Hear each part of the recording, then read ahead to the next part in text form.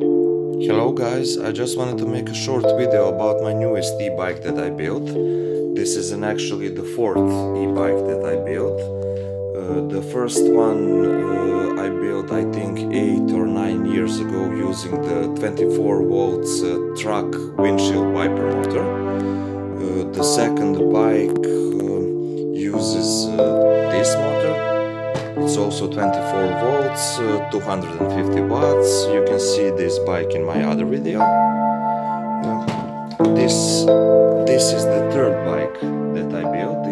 It's a giant aluminum frame with a Heinzmann 36 volts DC motor. This is the original controller from the motor.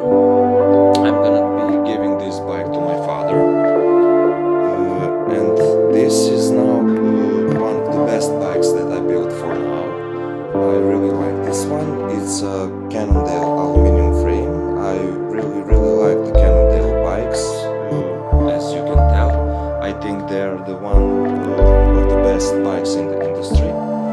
The bike uses the rear geared hub motor. It's a 250 watts 36 volts motor. It has one